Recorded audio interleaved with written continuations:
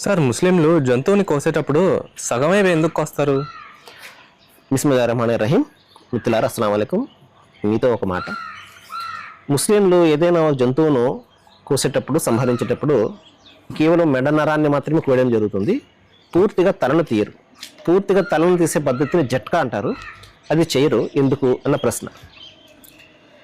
చూడండి, ఇస్లాం ధర్మంలో ఆహారానికి సంబంధించి 4 నియమాల్లో, అంటే 4 నిషేధించబడినటువంటి వాటిలో 1 రక్తము, 2 పంది మాంసము, 3 మృత జీవి, 4 దైవానికి కాకుండా మరొకరికి అర్పణ చేసింది.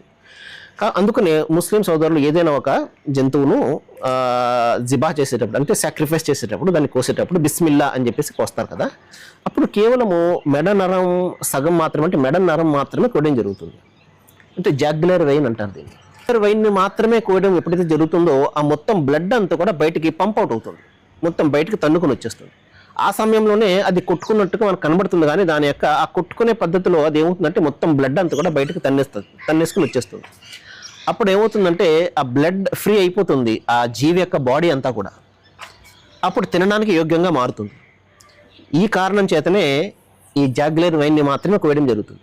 ఎప్పుడైతే జాగ్యులర్ వెయిన్, ఏదైతే మెడ నరాన్ని ఎప్పుడైతే కోస్తారో, మెదడుకు నొప్పిని తీసుకువెళ్ళే నరాలు కట్ అయిపోయి దానికి నొప్పి అనేది తెలియదు వాస్తవానికి.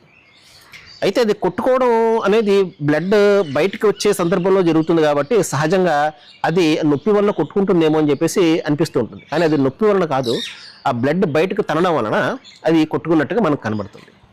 మహాప్రవక్త ముహమ్మద్ సల్లల్లాహు అలైహి వసల్లం 1500 సంవత్సరాలకు పూర్వము నుండి కూడా ఈ పద్ధతిని ఆయన తన అనుచర సమాజానికి బోధించడం జరిగింది. ఈ విధంగా చేయడం వలన ఆ జీవి అంతా కూడా పరిశుభ్రంగా మారుతుంది. అందుకని ముస్లిం సోదరులు ఈ విధంగా ఆ జాగ్యులర్ వెయిన్ని మాత్రమే కోస్తారు. జట్కా అంటే పూర్తిగా తలను తీయరు. సర్వేజన సుఖినో భవంతు. Thank you.